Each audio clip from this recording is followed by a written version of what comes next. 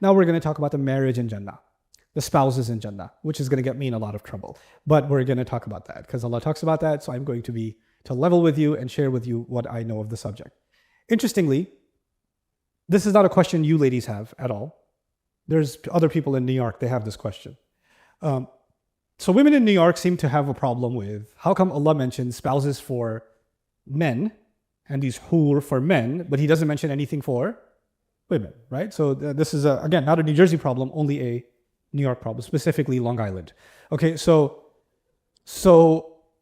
this is for those women. My research team my interns that I've kind of put together in Pakistan, 9 of them are females. And we were studying the surah, and we got to the surah. I was like, okay, I need to hear from you. How come Allah didn't mention your spouses in the hur equivalent for you in Jannah, and He mentioned something for the men?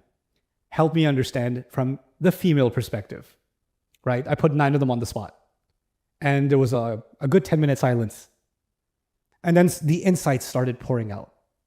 And one of them said, well, actually, I don't want a spouse in Jannah.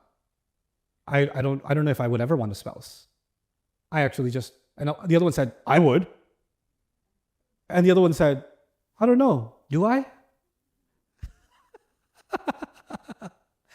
Within the 9, there were probably 6 different opinions about, and I said, okay, so let me simplify this. Ladies, tell me if there was 3 things that you want in Jannah. 1, 2, 3. 3 things. Top 3. You can have them. What are they? And there was again silence. I was like, is it awkward that I'm here? I can leave. You guys can figure this out yourself. No, that's not it. And then somebody said, I don't know, jewelry. And then somebody said, no, I don't care about jewelry. And somebody said, marriage. I said, maybe for you. I don't really care about marriage. I don't really care about that. What do you want? I don't have to think about it. I really have to think about it. And I was like, see, that's the difference between men and women. If you took men and you said, get 3 things, like half the stuff is already covered. I'm sitting, food is taken care of. I'm set. I'm already set, There is a complexity to what women want, and there's no uniform response, by and large. Yes, there can be men that say, I don't want a spouse in Jannah, I just want to solve calculus problems. There's people like that. Fine. Good for you, bro. Good for you. But there's enough of the rest of us that don't want to solve calculus problems. But within the females, there is in fact diversity. There is in fact a variety. And one of the mercies of Allah is He did not cage what He will give women by what very specific, lists of things. The other thing is actually it's an honor to women. Because imagine if Allah did mention women are going to have these amazingly handsome husbands that are going to be there for their, for their company or whatever. And how embarrassed would a believing woman that's her entire character is about guarding her modesty is reciting these ayat? How awkward would that be? Right? So even if they have that desire, the fact that it's not spelled out is actually a rahmah too, because it la yutabiq al-fitra. It doesn't actually correspond to the nature of haya that Allah put inside women. So even if they have that thought, it doesn't have to be spelled out. Allah knows what they want, and that's enough. وَلَكُمْ فِيهَا مَا تَشْتَهِي أَنفُسُكُمْ. You'll have what you desire. If somebody desires that, they'll have it. Why does it have to be spelled out? And if it was spelled out, it might cater to some and not to others. And others might even be bothered by it. They're like, this whole life I suffered with a husband, now I gotta get another husband. Jannah will be when I don't have a husband. So that could be the case. Allahu A'lam. So I earned my freedom kind of thing, right?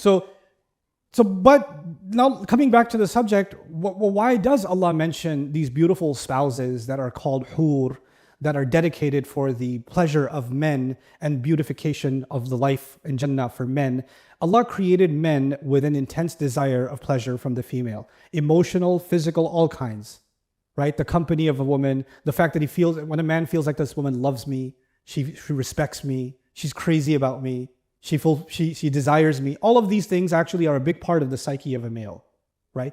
And he longs for these things. She longs for these things, but he insanely longs for these things too. And this is actually one of the biggest driving forces in the motivations of men to go and earn a living, to get out there and be something in the world, because I just got to get married. I can't get married until I'm somebody, until I can stand on my feet. so that I can get married, so that I can do this. So the part of the aspirations of men is to become good enough to have a female, right? To have a wife. So what Allah, and then the other thing is, of course, in ancient times you have these Sahaba, right? They before Islam came, they were just regular young guys, right? And there was no halal haram about relationships and boyfriend girlfriend or none of that was haram. And then Islam came and put a restriction. So they've seen the other side of life. They've seen that. And now they've been stopped from it. Dead stop. And it's not like they moved to another town. They're still living in the same place. Some of those same people are still around. You understand? So it's not an easy transition. We just think of the Sahaba as all of a sudden they developed angelic wings and that's not what happened. They had to go through a transition. And they had to make a lot of changes in their life. Not easy ones. Emotional attachments are not easy to break. Romantic attachments are not easy to break. But they broke them for the sake of Allah. They did it. Now, it's not an easy thing to do. It hurts. So what does Allah do? Allah compensates the one who protected himself, guarded himself, withheld his desires, withheld his temptations, and then spells it out. You will have these beautiful spouses in Jannah. And Allah actually spells out exactly the kind of woman you want in Jannah. And this is what he's saying here. He says, qasiratut tarf. The primary description, qasiratut tarf. You know what that means? The qasar means to remain confined. Qasar means to remain, qasar also means short. Qasar al-shi'ar means to get a haircut. فَلَيْسَ عَلَيْكُمْ جُنَاحٌ أَن تَقْصُرُوا مِنَ الصَّلَاةِ. Same word, qasar. When you do qasar of salah, what does that mean? You shorten the prayer. Her eyes, her gaze, her glance is shortened, meaning it doesn't go past you. She's obsessed with you. She's all about you. You're the center of her universe. But actually, Alusi flipped it too. It's so brilliant. He said, she's the kind that your eyes don't go past her. Actually, she's qasirat al-tarf for you. So once you see her, you're like, I don't need to see her. What fruit? What waterfall? Hold the cup. Hold on. This is qasirat al-tarf. They're obsessed with each other. They're completely crazy about each other. And that's captured inside of qasirat al-tarf. And then this description of this beautiful relationship of the spouse is actually a description of one of the great rewards of Jannah. In this world, you can be obsessed with someone, but the feeling's not mutual. Right? You want all of their attention, they give you 1% of theirs. Right? Or they feel like, stop being so clingy. Stop being so needy. Why are you always texting me? Why are you always sitting? Just give me some space.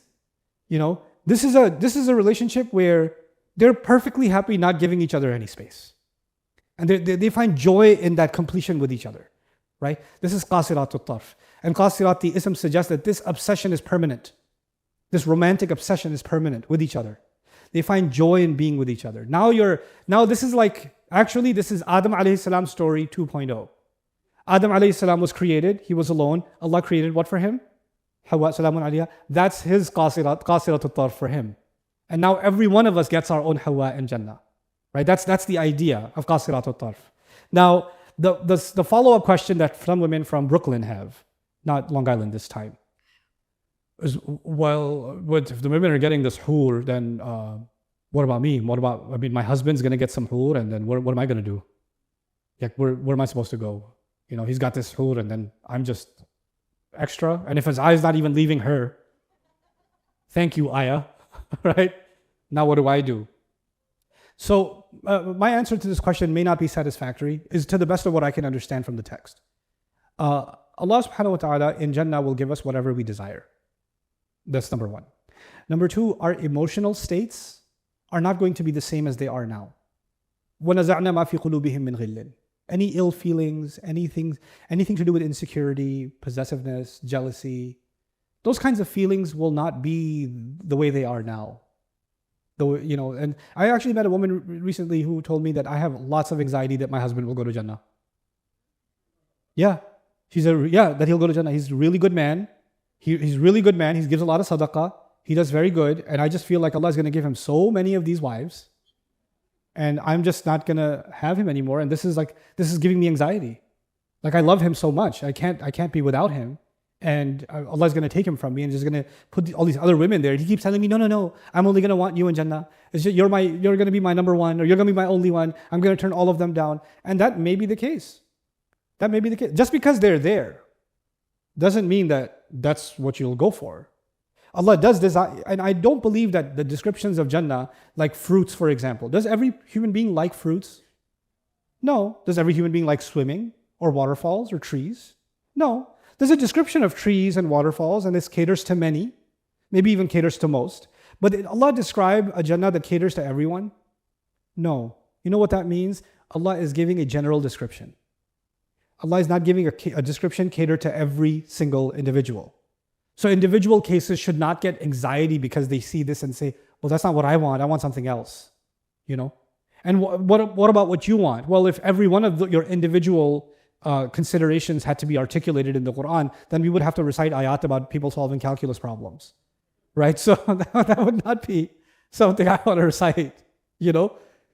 So you understand why it doesn't cater to individual. So a statement had to be made that covers everybody. And what's that statement? وَلَكُمْ فِيهَا مَا تَشْتَهِي أَنفُسُكُمْ وَلَكُمْ فِيهَا مَا تَدَّعُونَ. In it is whatever you will desire for yourselves, and in it is whatever new demands you will make. So even new demand, when you get to Jannah, your imagination opens up. You're like, I never thought I wanted this, but now I do. Okay, just ask. Just ask. وَلَكُمْ فِيهَا مَا تَدَّعُونَ. And that's enough of a response to calm the nerves of a believer. Look, the first words were muttaki'een. They're reclining and relaxed. There's not going to be any anxiety. Nobody's getting shortchanged. But regardless, this beautiful description, قَاصِرَاتُ الطَّرْفِ, has been given. لَمْ يَطْمِثْهُنَّ إِنسٌ قَبْلَهُمْ وَلَا جَانٌ. That no jinn and human being would ever have touched them before. From this, some scholars extrapolated, maybe jinns will have their own spouses in Jannah, or they'll at least have spouses. No jinn will have touched the jinn's spouse before. No human will have touched the human spouse before. Could also mean that these spouses have never been, no waswasa has been done from the shaitan to them. No jinn has ever messed with them before, right? But this also speaks to a deeper reality. Of course, there are people that are divorced and they get remarried. They've been with somebody else before, right? And then scholars started saying, well, this means these must not be humans. Because humans have been with someone before, many of them. And this is describing people that have never been with anybody before. They've never been touched and never been intimate with anybody before. So this is a special new creation that's been created. Now, the last comment on this that I want to articulate is, I don't think this was a problem for most of Islamic history.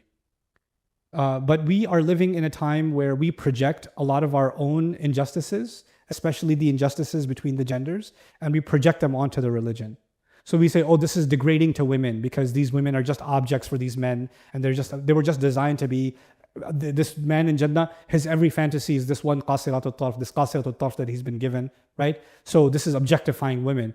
Actually, it's objectifying this creature was created for his desire, but the believing woman is not an object. The believing woman is a believer. And she's not been put in Jannah to meet the desires of a man. So she's been separated from this conversation. And in it, I think there's also a dignifying of the believing women, that they are actually given their own freedom to do as they choose. And not been caged again. Hey, by the way, you were under the qawama of your husband in this life, and you had to be the best wife, and you had to be these things, and now you have to be those things again in the next life. No, you have your own decisions to make. You have your own choices to make. But the spelling it out for the men actually caters to the nature with which Allah created men. Allah put the greatest desire in men for the desire they have for women. And they do all kinds of things to meet that desire. And they have to control themselves their whole lives to not fall into that temptation. It's not because the temptation isn't there, but because this is something Allah put in them and they have to fight it. They have to fight that urge. And they have to constantly lower their eyes. If this wasn't hard for a man, Allah wouldn't be instructing men to lower their eyes, right? Allah would have said, oh, you're happily married now. You don't have to lower your eyes anymore. You're past the temptation now. You're good because you're completely in love with your wife. So there's no issue for you anymore. So don't worry about it. That's not what it says, does it? Is it? Because the appetite, the waswasa, the desire that's been embedded inside human nature. It's in our physiology. Allah put it in there. He made us put that only in a halal direction. Men. And then He rewards those who controlled it all this time. وَنَهَا النَّفْسَ عَنِ الْهَوَىٰ. He stopped themselves. And those who want that to be unleashed in Jannah, Allah says to them, here. You know what I really empathize with when I read this ayah? I get empathy. There were young Sahaba, 18-year-olds, 20-year-olds, never got married, or got married, they were with their wife for one day, then went into battle and died. Right? Some never got married. Some could never afford to get married. You don't think they had the desire to get married? And this whole life, they may have thought nobody thinks I'm good enough. Nobody thinks I have enough money. Nobody thinks I'm handsome enough. Nobody thinks I'm worthy enough. And that feeling of inadequacy, because many men live with that feeling that they're not good enough. They can't have what they want. Nobody's gonna like them. They're not likable. And Allah will now give them, hey, here's someone who's obsessed with you, loves you, and you're gonna love them. Right? So this is actually a need, not just a physical or sexual need, but an emotional need that's actually been fulfilled in these words for these men that were deprived. Right? لم يطمثهن إنس قبلهم ولا جان فبأي آلاء ربكما تكذبان. I'll leave you guys with this one. كأنهن الياقوت والمرجان. It is as though they are yaqut and marjan.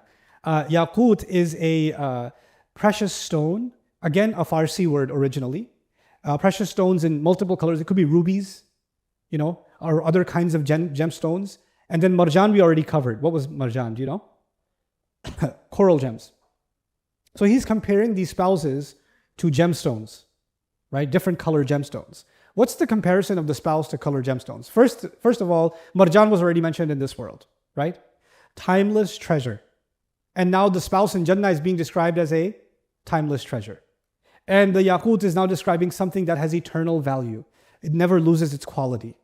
And so Allah is describing as something that we cannot have in this life. The people can be married to each other like your parents have been married to each other forever, since the time of Adam alayhi salam, right? When the first week when they were married, they maybe had this qasiratul tarf situation. The first month they had the qasiratul tarf situation. But the kinds of conversations they have over breakfast now that they're grandparents, now that they're older. You know how they talk to each other, I made you eggs. I told you not to make the eggs. Well, you're gonna have the eggs because I made them. This doesn't sound like qasiratul tarf. And it doesn't. There's something that decayed in the relationship.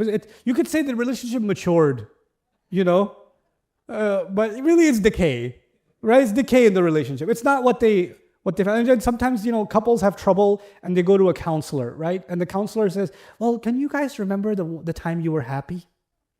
Right? And what's really confusing sometimes is the guy's memory of what was happy and her memory of what's totally different. Right? It's like, yeah, I remember. You were happy that day? But the thing is, you have to go back to a time where you were in fact obsessed with each other, because it doesn't stay that way. People fall in love, people fall out of love, situations change, fights happen, arguments happen. There's residue, there's scars, there's words that linger, right? There's expectations that weren't met, maybe unspoken things, communication problems. All these things happen between couples, right? And it takes a toll on the relationship. And your relationship takes a lot of work for it to persevere. But the Jannah relationship, which is unimaginable for us in dunya, is effortless. It's effortless. The value they will remain valuable to you as if they are what? Timeless stones. Timeless treasures. A treasure never loses its value. It retains and even gains value, right? So the way you see them, the way you feel about them isn't changing. It's actually staying the same the entire time. Perhaps in this, Allah has given us a hint towards what marriage is supposed to look like with our best efforts in this world. That we're supposed to create efforts to make the relationship timeless and to actually work towards this qasiratul tarf. This is particularly difficult in our day and age, because lowering the eyes or keeping the eyes on the person you're supposed to be attracted to, right, has become next to impossible in social media. DMs, flipping between TikToks, Instagram, whatever, right? There is no more qasiratul tarf. And there's an overabundance of choice. There's an overabundance of looking at another handsome man, another beautiful woman. Oh, he's so much more confident than my husband is. He's so much more handsome. He's so much wealthier. He's so much this. He's so much that. She's so much this. Why didn't I find someone like her? And these thoughts are constantly comparison. You're not even though you're physically and socially, officially exclusive with your spouse, the mind is going everywhere because the eyes aren't constrained. The eyes are not constrained. I met a gentleman recently. He told me something so profound. I want to share it with you. I think it's of absolute benefit to everybody. This person was very successful in his career and very famous also and popular and stuff. So he lived the life. Like before Islam, he just kind of lived the life, right? So he was with many women and all this kind of stuff. Finds his deen, comes back to Allah, gets married, settles down, and at first he didn't make much of the fanfare. Like women are still coming up to him, talking to him, this and that. He didn't think anything of it.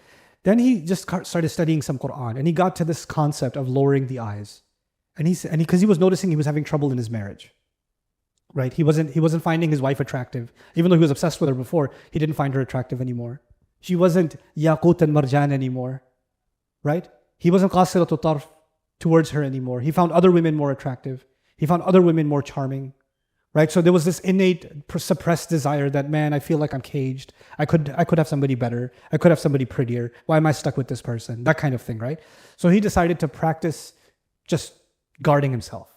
No more private conversations with any females. No more, just looking at someone for the sake of looking. Just only business, strictly restricted. And he decided he said, I'm just going to try this for 6 months. He gave himself 6 months because he felt that maybe this is something that's like holding my breath. I can't do it forever, but I'm going to try my best, right? So he goes, I have never been this much relieved of anxiety. I've never been this happy in my life. I've never been this obsessed with my wife. I've never been this happy with my family. Now, actually, I used to feel like the only way I can get release and feel good is if I go out to a party, if I go out with my friends, meet people and socialize and see beautiful women and all this stuff. Now, when I feel like I just want to have a good time, I just want to go home and spend time with my wife and spend time with my kids. And I was like, that is actually revolutionary because that's now a rare commodity. Right? But what was his secret? How did he rewire? He literally described it as, I rewired my brain. I feel like it's rewired where I now find pleasure in my family. I find pleasure. I don't find responsibility and burden and, I guess I'm stuck. That's not what he feels. He actually feels joy in his family. This is such a serious thing, guys, because, and I'm talking to the men now, you guys, you don't have, I know for a fact, Muslim men don't have a safe space to be able to talk about what they really feel. I know that. And so I'm going to say some things to you that maybe you don't want to hear, but I'm going to tell them. Just pretend you're not listening. So if you don't address that not finding joy in your family and you're holding that inside and the relationship you have with your spouse is just getting darker and darker and darker and you're doing it because you're supposed to, you're living it because you're supposed to, but there's no genuine joy in it anymore. There's no genuine love in it anymore. And you're scared to verbalize that and say, hey, I'm not feeling something I'm supposed to feel. I need to do something about that. If you don't reach out for help, then you're going to ruin your life and her life and your kid's life. If you don't get help, you need help. And hopefully the best person who can help you is your spouse themselves. But the thing is, when you turn to her for help, you cannot say, what did you say? I'm sorry, what? You're not happy? If anyone has a reason to not be happy, it's me. And you start flipping it as you should be grateful that you have what you have. And you're so ungrateful and you're so this. And then you shame him into silence again. And you say, I'm sorry I expressed my feelings. I'll rewire my feelings according to your anger, so that you don't have to ever hear these uncomfortable words again, right? So you can silence him with your reaction, or you could say, you know what? I feel the same way. I feel like there's no joy in this marriage anymore. We need to do something about that.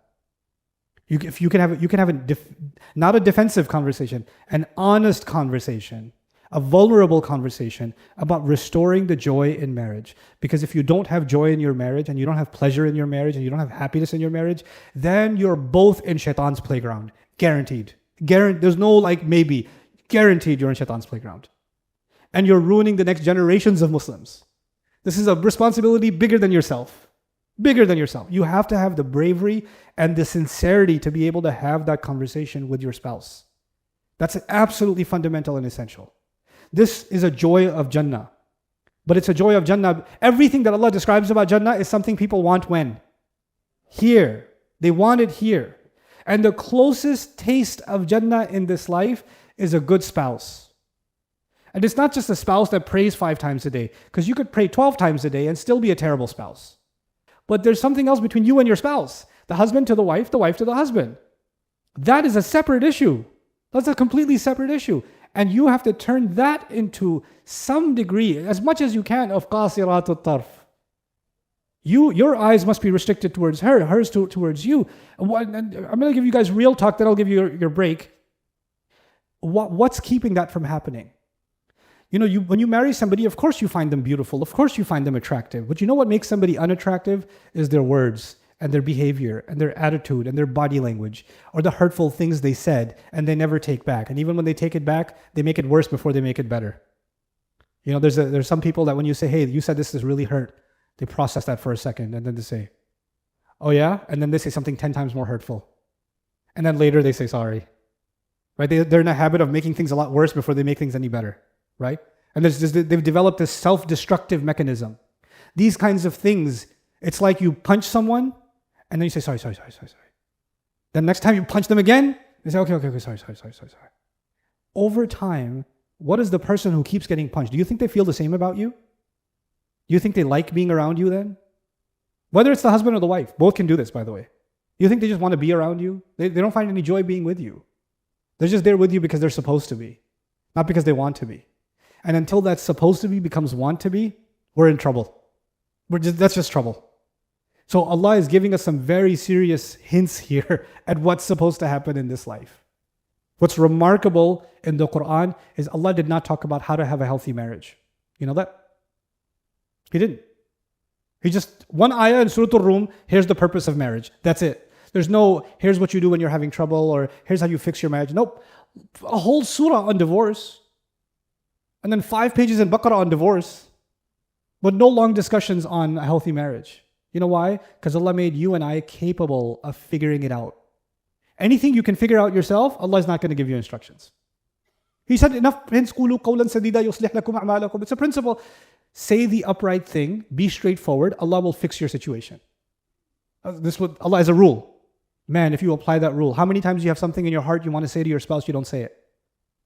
How many times is something in your heart, you're like, nope, not safe enough to say, not safe enough to say. You keep building that up inside, you're going to develop a resentment. Farthest thing from Yaqut and Marjan, isn't it? And when you don't have that, then everything else looks shinier. Everything else looks more attractive, except what you have. Both for the husband and for the wife.